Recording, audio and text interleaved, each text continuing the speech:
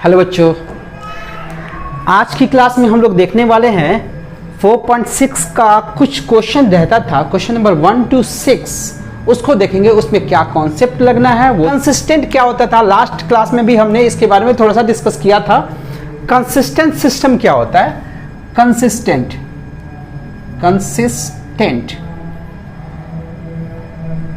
Consistent का मतलब होता है बच्चों, ध्यान से देखो, the system having solution, जिस सिस्टम को सॉल्यूशन होता है उसको बोलते हैं कंसिस्टेंट, यानी कि जिसमें एक्स वाई जेड की वैल्यू आ रही है उसको बोलेंगे हम कंसिस्टेंट। अब देखो बच्चों, हमने कल लास्ट वीडियो में हमने देखा था कि एक्स वाई जेड की वैल्यू मैट्रिक्स मेथड से कैसे निकालते थे। जो सिस्टम होता था, थ्री इक्वेशंस होते थे, तो उसमें हमारे पास x निकालने का फॉर्मूला था a इनवर्स इंटू बी, ऐसे निकालते थे। यहाँ पे a इनवर्स का मतलब क्या हो गया, a इनवर्स कैसे निकालते थे, adjoint of a upon determinant of a into B equals to होता था x। ठीक है बच्चों, इतना क्लियर हुआ। अब देखो, कोई भी सिस्टम कंसिस्टेंट होगा अगर कंडीशन ये आता है, केस 1 ले लेते हैं। केस 1 कंसिस्टेंसी के लिए क्या है, आप डिटर्मिनेंट ऑफ ए निकालो। अगर इसकी वैल्यू इक्वल 0 नहीं है, डिटर्मिनेंट ऑफ ए की वैल्यू 0 के इक्वल नहीं है, देन वो क्या होगा, देन सिस्टम इज कंसिस्टेंट।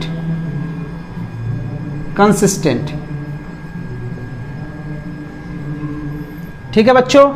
अगर केस 2, आप सबसे पहले क्या देखना, कोई भी इक्वेशन दी हुई है 2 वेरिएबल में या 3 वेरिएबल्स में, तो उसमें हम करेंगे क्या, डिटरमिनेंट ऑफ ए निकालेंगे। एक तो पता ही होगा, इसलिए मैंने पहले सॉल्यूशन वाला पार्ट करवाया था। ए कैसे निकालते थे वो सब आप लास्ट वीडियो जाकर देखो।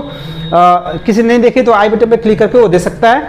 वो वीडियो जिसमें मैंने question number 7 to question number 14 करवाई थी, आई थिंक लेक्चर नंबर 6 है, आप उसको जाकर देखो। उसमें मैंने बताया था कि इसकी वैल्यू कैसे निकालते हैं, एक्स की वैल्यू कैसे निकालते हैं, ए क्या होता है और बी क्या होता है। सो यहाँ पर देखते हैं, अगर determinant of A is not equal to 0, अगर डिटर्मिनेंट ऑफ ए की वैल्यू निकालते हो, उसकी वैल्यू 0 नहीं आके कुछ और आ जाती है, माइनस में आए चाहे पॉजिटिव आए, तो वो सिस्टम क्या होगा, कंसिस्टेंट, यानी कि सॉल्यूशन होगा, उसको सॉल्यूशन मिलेगा। और सॉल्यूशन क्या होगा, यूनिक सॉल्यूशन होगा, यानी कि एक्स वाई की एक वैल्यू आएगी, यूनिक सॉल्यूशन होगा। ठीक है बच्चों। केस 2 क्या कहता है, अगर if determinant of A equals to 0 हो गया। अब अगर डिटर्मिनेंट, अगर ये नीचे वाला 0 हो गया, तो क्या बोला है इसने, तब हमें चेक करना पड़ेगा adjoint of A into B. तब हमें adjoint of A into B निकालना पड़ेगा। देन अगर ये है तो, इफ डिटर्मिनेंट ऑफ ए 0 है, तो आपको adjoint of A into B निकालना पड़ेगा। अगर इसकी वैल्यू 0 आ गई, अगर इफ ये ए पार्ट ले लो, अगर adjoint of A into B equals to 0 होगा, देन यहां से देन हटा देते हैं, then system is consistent. System क्या होगा, कंसिस्टेंट होगा, यानी कि सॉल्यूशन आएगी। तो सॉल्यूशन आएगी तो कैसी होगी सॉल्यूशन, मेनी सॉल्यूशन, बहुत सारे सॉल्यूशंस होंगे। ठीक है बच्चों, समझ में आ गया। अब इसमें बी पार्ट होता है, बी पार्ट ये बोल रहा है कि अगर adjoint of A dot B करा रहे हैं, इंटू बी करा रहे हैं, अगर इसकी वैल्यू 0 नहीं है, तब क्या होगा भैया, तब ये होगा डिटर्मिनेंट ऑफ ए 0 है, बट ऊपर वाला 0 नहीं हो रहा है, देन नो सॉल्यूशन। इस केस में नो सॉल्यूशन, इसको बोलेंगे इनकंसिस्टेंट। जिसमें सॉल्यूशन नहीं मिलता है उसको क्या बोला जाता है बच्चों, इनकंसिस्टेंट। तो अब देखिए ध्यान से, फिर से एक बार रिकैप कराता हूं क्या है कॉन्सेप्ट। सबसे पहले अगर बोले कंसिस्टेंसी इनकंसिस्टेंसी चेक करनी है आपको, तो आप कुछ नहीं करोगे, डिटरमिनेंट ऑफ ए की वैल्यू निकालोगे। सबसे पहला काम यही करना है। अगर उसकी वैल्यू 0 नहीं होती है तो कंसिस्टेंट है सिस्टम। सिस्टम क्या है? कंसिस्टेंट है। अगर उसकी वैल्यू 0 हो गई तब आपको adjoint of A into B की वैल्यू निकालनी पड़ेगी।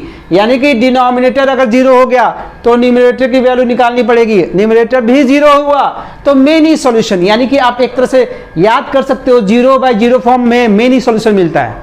ऊपर वाला 0 नीचे वाला 0 मेन ही सॉल्यूशंस। ठीक है, अगर ऊपर वाला 0 नहीं हुआ नीचे वाला 0 हो गया, नो सॉल्यूशन, नॉट डिफाइंड वाला केस हो जाएगा, नो सॉल्यूशंस। ठीक है, ट्रिक के थ्रू बता रहा हूं। Something by 0 is no solution, means not defined. Something by 0 is not defined, तो उस केस में नो सॉल्यूशन।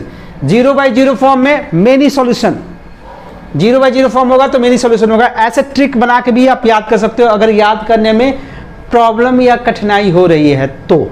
सो बच्चों, ये कॉन्सेप्ट था। अब ये क्वेश्चन के थ्रू हम समझेंगे कि ये कॉन्सेप्ट कैसे लगना है। ठीक है बच्चों, मेक श्योर आप लोग नोट्स बना रहे होगे इन सारी वीडियोस का। मेरी वीडियो तभी हेल्पफुल होगी जब आप उसका नोट्स बनाओगे। नोट्स कॉन्सेप्ट का बनाओ, कुछ क्वेश्चन साथ के साथ करो। कॉन्सेप्ट जैसे जैसे कॉन्सेप्ट बता रहा हूँ उसके नीचे जो क्वेश्चन करवाता हूँ वो क्वेश्चन एटलीस्ट 2 क्वेश्चन तो आप उसको नोट डाउन करो और कॉन्सेप्ट और क्वेश्चन को देखो, देन आपको ये वीडियो हेल्पफुल होगी, आपको समझ में आएगा। ठीक, x + 2y = 2, 2x + 3y = 3। ये है क्वेश्चन। अब इसमें हमें x और y की वैल्यू नहीं निकालनी है, सिर्फ हमें ये बताना है कंसिस्टेंट है कि नहीं। सो उसके लिए सबसे पहला काम हम ये करेंगे, हम निकालेंगे a। आपको पता ही होगा कैसे निकालते थे। a निकालेंगे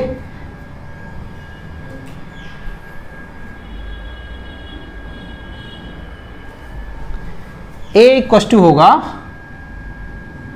मैट्रिक्स x y, इसके कोएफिशिएंट का फर्स्ट रो बनाएंगे 1 2, फिर इसका बनाएंगे 2 3। अब इसका निकालते हैं डिटर्मिनेंट। डेट a निकालते हैं, देखते हैं अगर 0 हो गया तो एडजॉइंट निकालेंगे, अगर 0 नहीं हुआ तो unique solutions. So 3 × 3 -4 that is -1 is not equal to 0। So consistent है, ये जो सिस्टम है कंसिस्टेंट है। ठीक है बच्चों, क्लियर हुआ थोड़ा सा कॉन्सेप्ट? ठीक है बच्चों, नेक्स्ट क्वेश्चन देखते हैं, क्वेश्चन नंबर 2। क्वेश्चन नंबर 2 में क्या बोलता है? सिमिलर क्वेश्चन है। 2x - y = है 5, x + y इक्वल है 4। ये 2 क्वेश्चन है हमारे पास। सॉरी, सेकंड क्वेश्चन ये है, इसमें भी हमें यही बताना है कंसिस्टेंट है कि नहीं। तो कंसिस्टेंट है कि नहीं, इसके लिए हम क्या करेंगे? सबसे पहला काम वही a निकालेंगे। a आपको पता है मैट्रिक्स, फर्स्ट रो इससे बनाएंगे, सिर्फ x y के कोएफिशिएंट का बनाते हैं। ठीक है, तो 2 - 1, यहाँ पे x के साथ 1 है, यहाँ पे 1 है। सो अब इसका डेट निकाल लेते हैं, डिटर्मिनेंट ऑफ a। ये क्या होगा? 2 × 2 -1, सो ये हो जाएगा 3 इज नॉट इक्वल टू 0। ये 0 नहीं हो रहा है, सो ये क्या होगा? Solution consistent. ठीक है बच्चों, क्लियर हुआ? कैसे लग रहा है कॉन्सेप्ट? कैसे लग रहा है कॉन्सेप्ट? अब देखते हैं क्वेश्चन नंबर 3। क्वेश्चन नंबर 3 भी 2/2 का है। Third question, x + 3y = 5, 2x + 6y = 8। अब हमें इसमें क्या देखना है? हमें बताना है कंसिस्टेंट है कि नहीं। तो उसके लिए सबसे पहला काम आप डेट a निकालो। सबसे पहला काम तो वही करना है हमें, डेट a, यानी कि पहले a निकालेंगे मैट्रिक्स 1 3, इसका कोएफिशिएंट ये 2 6। अब इसका डिटर्मिनेंट निकालते हैं, a का डेट निकालते हैं, क्या आएगा? 6 × 6 माइनस 6 जो कि हो गया 0। जब ये 0 हो जाएगा तो देखो बच्चों डिनोमिनेटर 0 हो गया, डिटरमिनेंट ऑफ a 0 हो गया, तो हमें adjoint of a into B निकालना होगा। b तो हमारा ये होता था, यहां पे देखो b की वैल्यू क्या होगी, ये वाली 5 8। ठीक है, अब इसका एडजॉइंट कैसे निकालते थे, एडजॉइंट ऑफ a बहुत इजी तरीका था, 2/2 तो बहुत इजी था। इसको यहां पे, इसको यहां पे, और इसके साथ माइनस साइन। ठीक है, और डिटरमिनेंट ऑफ ए से डिवाइड कर देंगे तो ए इनवर्स मिलना, हमें एडजॉइंट ऑफ ए चाहिए था, एडजॉइंट ऑफ ए निकल गया। अब क्या करना है वो देखते हैं। अब हमें करना है adjoint of A, adjoint of A into B की वैल्यू निकालनी है। तो एडजॉइंट ऑफ ए कितना आया था, 6 - 3 एंड दिस इज -2 1, बी था 5 8। अब जरा इन दोनों को मल्टीप्लाई कराते हैं, पता है आपको मल्टीप्लाई कैसे कराना, इसको रो को इस कॉलम से मल्टीप्लाई कराएंगे, बनेगा क्या, बनेगा रो, तो यहाँ पर बन जाएगा ये हो गया 30 - 24 दैट इज 6। फिर इससे कराएंगे इस रो को इस कॉलम से, तो -10 + 8 दैट इज -2। अब आपको पता है ये 0 नहीं है, ये 0 नहीं है, सो हमें पता है adjoint of A into B ये 0 नहीं हो रहा है और डेट ए 0 है, तो ये 0 समथिंग बाय 0 नॉट डिफाइंड वाला केस हो गया। तो उस केस में क्या होता था, नो सॉल्यूशन इनकंसिस्टेंट, सॉल्यूशन जिसमें नहीं मिलेगा उसको हम क्या बोलते थे, इनकंसिस्टेंट। ठीक है बच्चों, क्लियर है ये कॉन्सेप्ट, ये कॉन्सेप्ट किस क्लियर है। सो बच्चों मेक श्योर आप लोग नोट डाउन कर रहे होंगे। अब देखते हैं क्वेश्चन नंबर 4। क्वेश्चन नंबर 4 में सेम वही हमें बताना है कंसिस्टेंट है या नहीं। तो उसके लिए करेंगे ये कि पहले ए निकालेंगे, देन बी निकालेंगे और उसके बाद एडजॉइंट बी निकालेंगे, हो सकता है अगर जरूरत पड़ी तो सबसे पहले हम ए निकालते हैं। ए 3/3 का बनेगा, एक्स वाई जेड का कोएफिशिएंट 1 1 1, फिर 2 3 2 2 3 2, ए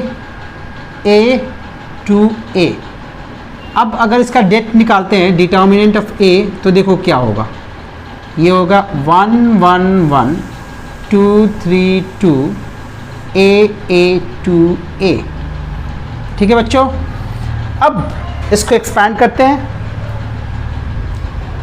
फर्स्ट रो को एक्सपैंड करते हैं, +1 ब्रैकेट ये कैंसिल, ये कैंसिल, 6 - 2 दैट इज 4a, -1 इसके साथ माइनस साइन आता है, ये कैंसिल, ये cancel, 4a - 2a that is 2a, इसके साथ प्लस साइन आता है, +1 ये कैंसिल, ये cancel, 2a - 3a that is -a। अब जरा देखते हैं इसकी वैल्यू क्या हो रही है, 4a - 2a - a, 4a में से 3a माइनस हो जाएगा, ये हो गया a, so this is not equals to 0। So हम बोल सकते हैं सॉल्यूशन क्या मिलेगा, कंसिस्टेंट होगा या इनकंसिस्टेंट, कंसिस्टेंट सिस्टम होगा, इसमें सॉल्यूशन आएगा। ठीक है बच्चों, समझ में आया। अब देखते हैं question number 5। Question number 5,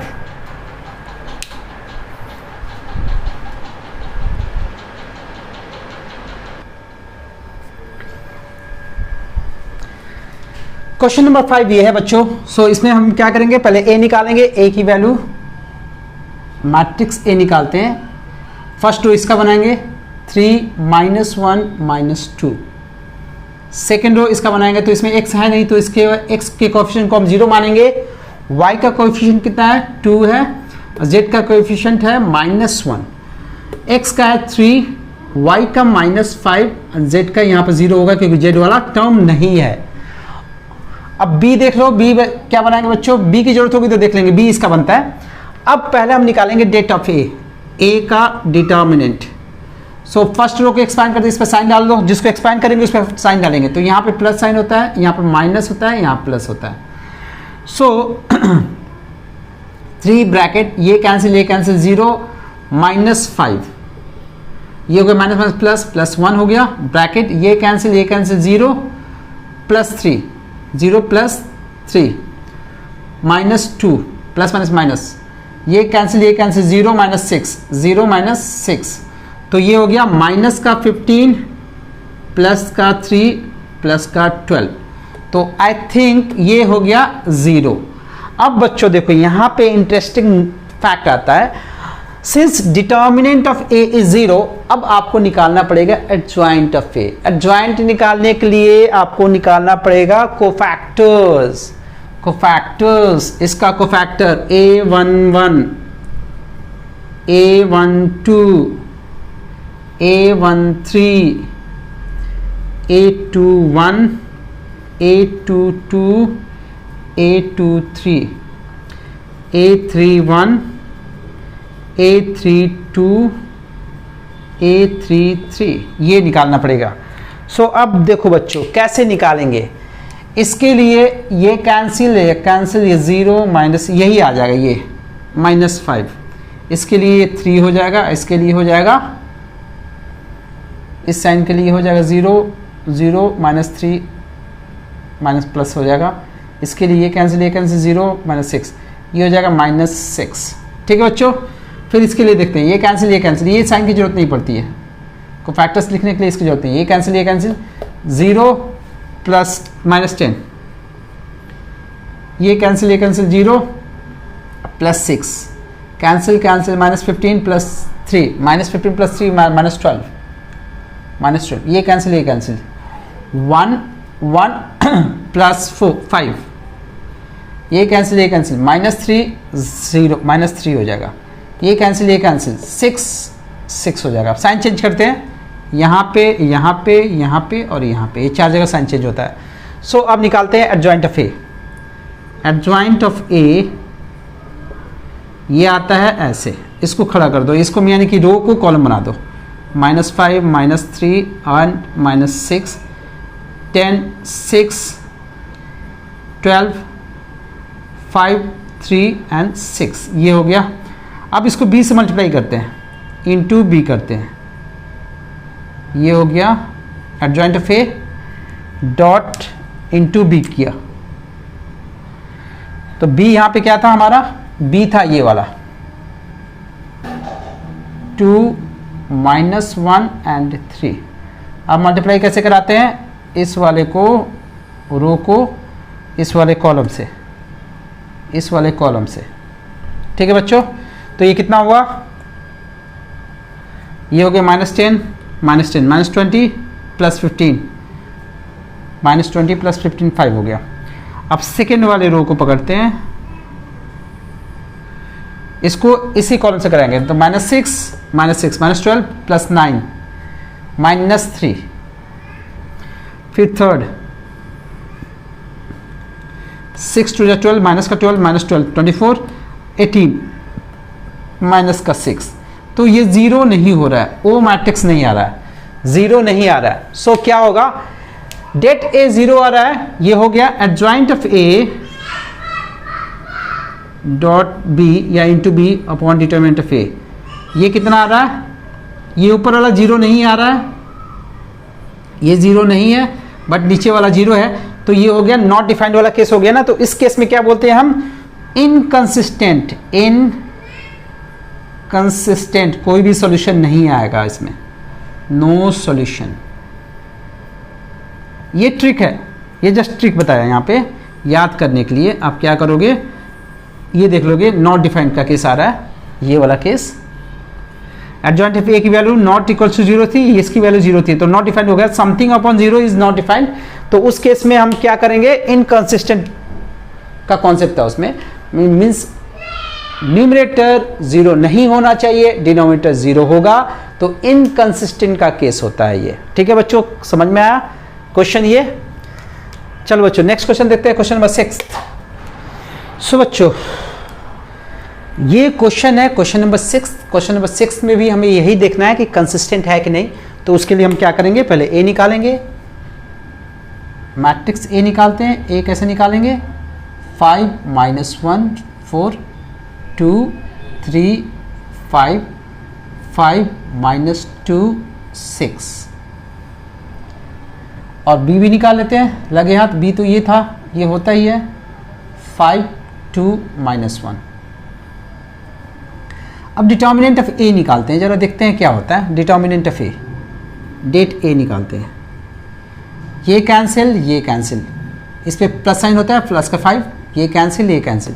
18 plus 10, ये हो गया 18 प्लस 10 इज 28, प्लस 1 हो गया, यहाँ पे माइनस साइन होता है, माइनस माइनस प्लस हो गया, ब्रैकेट, ये कैंसिल, ये कैंसिल, ये हो गया 12 माइनस 25, 12 माइनस 25 माइनस 13, प्लस का 4, ये कैंसिल, ये कैंसिल, माइनस 4 और माइनस 15, माइनस 4 माइनस 15 हो गया माइनस 19।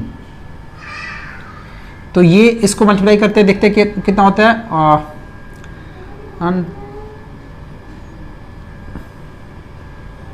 140 हो गया ये, माइनस 13 36 3 76। सो अगर इसको माइनस करोगे तो कितना होगा, ये हो गया हमारा 140 माइनस 89, यानी कि ये लगभग होगा 51 के आसपास। ठीक है, 51 ही होगा, आसपास नहीं होगा, 51 ही होगा। ठीक है बच्चों, so this is not equal to 0, det A is not equal to 0, so consistent, ये कंसिस्टेंट होगा। अगर ये 0 आया था तो इनकंसिस्टेंट होता, बट ये 0 नहीं आया, सो कंसिस्टेंट होगा, इसमें एक्स वाई जेड की वैल्यू आएगी। अब देखते हैं बच्चों क्वेश्चन नंबर 15। क्वेश्चन नंबर 15 क्या बोलता है, पहले ये ए दिया हुआ है, बोला कि फाइंड ए इनवर्स। पहले क्या निकालना है हमें, फाइंड ए इनवर्स। देन इस इक्वेशन को सॉल्व करना है, देन इस इक्वेशन में एक्स वाई जेड की वैल्यू निकालनी है। तो पहले ए इनवर्स निकालने के लिए हम क्या करेंगे, एडजॉइंट लिखेंगे सबका। ए इनवर्स कैसे निकालते हैं, A11 निकालेंगे, A12, A13, A21, A22, A23, A31, A32, A33। सो इसका को फैक्टर निकालने के लिए ये कैंसिल, ये कैंसिल, ये हो गया -4, अब +4, ये 0 हो जाएगा। इसके लिए ये कैंसिल, ये कैंसिल, -6 प्लस 4 इज -2। इसके लिए ये कैंसिल, 3 - 2 इज 1। इसके लिए ये कैंसिल, 6 - 5 इज 1। ये कैंसिल, -4 - 5 इज -9। ये कैंसिल, 2 + 3 5। इसके लिए ये कैंसिल, 12 - 10 2। ये कैंसिल, -8 - 15, -8 - 15 इज -23, -23। इसके लिए ये कैंसिल, 4 + 9 13। ये हुआ बच्चों। सो अब ये तो हमारा माइनस था, को फैक्टर लिखने के लिए हमें इसको साइन चेंज करना पड़ेगा। यहाँ पे डायमंड कट पे चेंज करते हैं, चेंज कर दिया। अब लिखते हैं एडजॉइंट। एडजॉइंट कैसे लिखेंगे, एडजॉइंट ऑफ ए क्या हो गया हमारा, इस रो को कॉलम बना दिया, फर्स्ट कॉलम 2 1, फिर इस रो को सेकंड कॉलम, फिर इस रो को थर्ड कॉलम। ठीक है बच्चों, अब लगे हाथ हम ए का डेट भी निकाल लेते हैं। कैसे निकलता है, इस वाले को इससे, इसको इससे, इसको इससे मल्टीप्लाई कर दो, तो ये हो जाएगा 0, 3 2 6 -6, और ये हो जाएगा +5। तो फाइनली हो गया डेट ए की वैल्यू आ जाएगी -1। ये -1 आया। ठीक है बच्चों, अब देखो क्या करना है, ए इनवर्स निकालना है। ए इनवर्स कैसे निकलता है, फॉर्मूला है एडजॉइंट ऑफ ए को जब हम डिटर्मिनेंट ऑफ ए से डिवाइड करते हैं तो निकलता है A inverse. Adjoint of A ये आया था 2 - 9 23, 1 - 5 13, इसको हमने डिवाइड कर दिया -1 से, ये हो गया हमारा ए इन्वर्स। ए इन्वर्स की वैल्यू अगर माइनस की एंट्री कराओगे इसमें तो ये साइन चेंज कर दो, ये 0 1 -2 -2 9 -23, ये हो गया -1 5 -13, ये हो गया हमारा ए इन्वर्स। अब बच्चों बोला है क्वेश्चन में कि इस वाले सिस्टम को सॉल्व करो, ये जो सिस्टम था XYZ में इसको सॉल्व करो। तो इसको सॉल्व करने के लिए हम क्या करते हैं, पहले निकालते हैं ए क्या होगा बच्चों, ए होता है इसके कोएफिशिएंट का मैट्रिक्स 3 2 -4 1 1 -2। अब बी निकालते हैं, बी होता है हमारा 11 -5 एंड -3, और एक होता है x, वो होता है XYZ का। ठीक है बच्चों, मैट्रिक्स है, स्पेस नहीं है, बना लेना। अब क्या करते हैं, x की वैल्यू कैसे आती है, x की वैल्यू निकालने के लिए हम A इनवर्स इंटू बी करते हैं। A इनवर्स, ये देखो ये वाला A और ये वाला A सेम है शायद, देखो तो ये और ये दोनों सेम है, तो इसका इनवर्स तो हमने यहाँ पे निकाला ही था, तो इसका क्यों निकाले, इस वाले डेटा को यहाँ पे यूज कर लेते हैं। A इनवर्स यहाँ पे है, ये वाली वैल्यू हम यहाँ पे पुट करेंगे और B से मल्टीप्लाई कर देंगे, x की वैल्यू मिल जाएगी, ये हो गई हमारी 0 1 -2 -2 9 -23, और ये हो गया -1 5 -13। जब इसको हमने B से मल्टीप्लाई किया, B क्या है 11 -5 -3, तो देखो ये क्या बन रहा है, इधर आना चाहिए XYZ की वैल्यू, XYZ की वैल्यू आएगी। सो कैसे मल्टीप्लाई करते हैं, इसको बॉक्स में डालेंगे, इधर वाले को बॉक्स में डालेंगे, तो ये कितना हो जाएगा, इसको इससे करेंगे, इसको इससे करेंगे, इसको इससे करेंगे, तो ये 0 हो गया, ये -5 हो गया, ये +6 हो गया, तो ये हो गया 1। ठीक है, -5 + 6 1 होता है। ठीक है, अब इसको करेंगे इस वाले कॉलम से, तो ये हो गया -22 प्लस -45 प्लस 69। फिर इसको करेंगे, ये हो जाएगा -11 -25 प्लस 39। अब सॉल्व कर लेते हैं इसको, ये हो गया 1, 69 में से 67 माइनस होगा तो ये बचेगा 2, ये हो जाएगा 36, 39 में से 36 गया तो कितना बचेगा 3। तो ये हो गया हमारा XYZ की वैल्यू, ये हमारी XYZ की ये होगी x इक्वल टू होगा 1, y equal to 2, z equal to होगा 3। ये हो गया हमारा answer. Cost of 4 kg onion, 3 kg wheat and 2 kg rice is 60 rupees. The cost of 2 kg onion, 4 kg wheat and 6 kg rice is 90 rupees. The cost of 6 kg onion, 2 kg wheat and 3 kg rice is 70 rupees. The cost, find the cost of each item per kg by matrix method. साफ साफ बोला है matrix method से हमें solve करना है।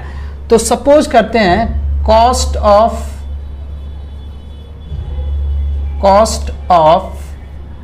1 kg onion है x rupees, ये है x rupees. Same cost of 1 kg wheat मान लेते हैं हम लोग, कितने का वीट है y रुपीस का। और cost of 1 kg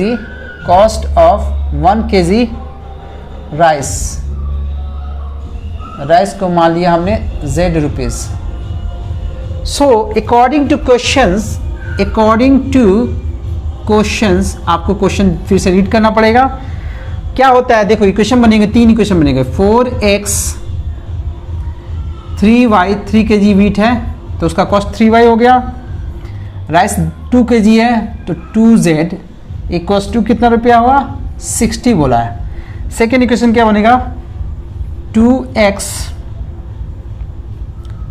4y and 6z, ये कितना होगा 90 रुपीज़। फिर है 6 kg onion, 6x plus 2y 2 kg wheat and 3 kg rice equal to कितना है 70 रुपीज़। तो हमें इसमें एक्स वाई जेड की वैल्यू निकालने हैं बाय मैट्रिक्स मेथड।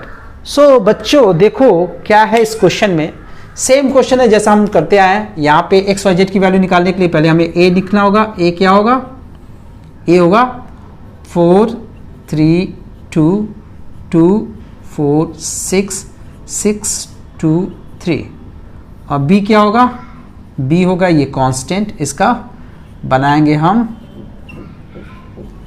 कॉलम और x हो जाएगा X Y Z, X Y Z. अब क्या करना है, हमें निकालना है ए इनवर्स, तो उसके लिए कोफैक्टर्स चाहिए क्योंकि एडजॉइंट निकालना पड़ेगा। सो A11 देखो कैसे निकालेंगे,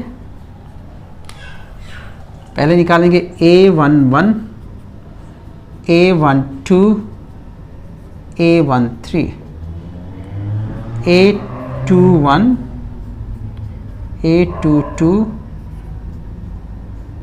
23 A31 A32 A33 ये हम निकालेंगे।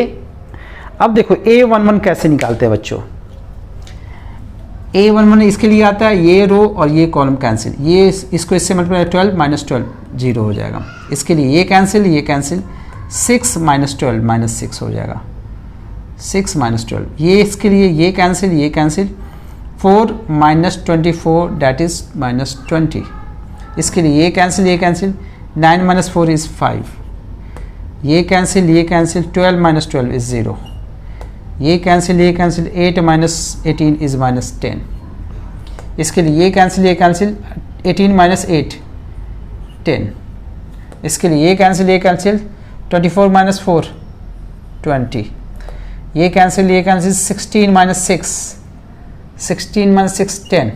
साइन चेंज करते हैं, यहाँ पे और यहाँ पे इन चार जगह एडजॉइंट कैसे निकालते हैं, एडजॉइंट ऑफ ए,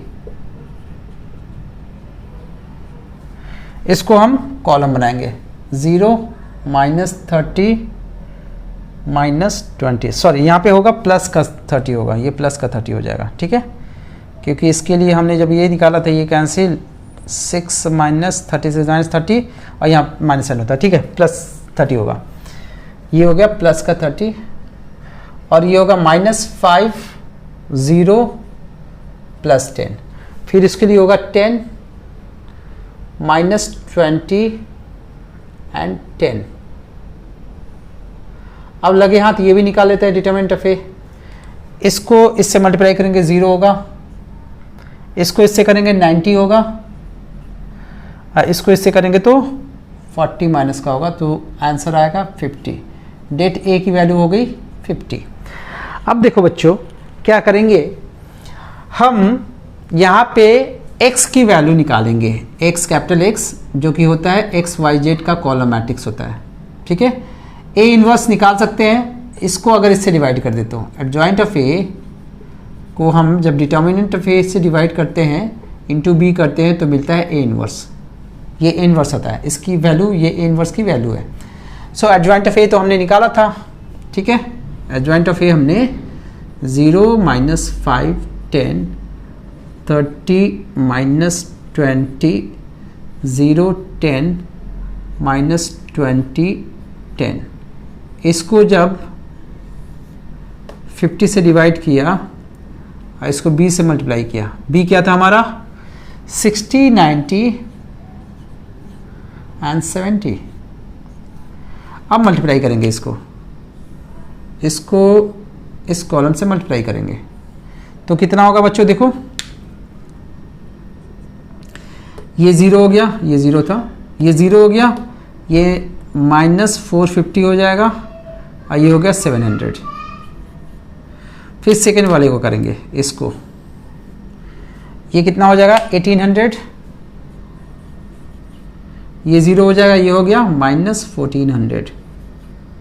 फिर थर्ड वाले को करेंगे, ये हो गया माइनस 1200 और ये हो गया प्लस 900 प्लस 700। ये जो वैल्यू आएगी इसको 50 से डिवाइड करेंगे, वो एक्स वाई जेड की वैल्यू हो जाएगी, एक्स वाई जेड की वैल्यू हो जाएगी, क्योंकि ये जो मैट्रिक्स था इसको हमने इस फॉर्म पे लिख लिया। सो अब देखो ध्यान से, ये कितना होगा, 700 से 450, 250 बचेगा, 18 में से 1400, 400 बचेगा, ये हो गया 1600, 9 7 16, 16 माइनस 12 इज 400। अब इसको हमें किससे डिवाइड करना है, 50 से। जब 250 को 50 से डिवाइड करोगे तो क्या आएगा, एक्स वाई जेड, ये हो जाएगा हमारा 50, नहीं सॉरी 5। इसको इससे करोगे तो ये होगा 8 और ये होगा 8, तो x की वैल्यू आ गई 5, y is 8 and z is 8 also. ठीक है बच्चों, ये हो गया हमारा आंसर।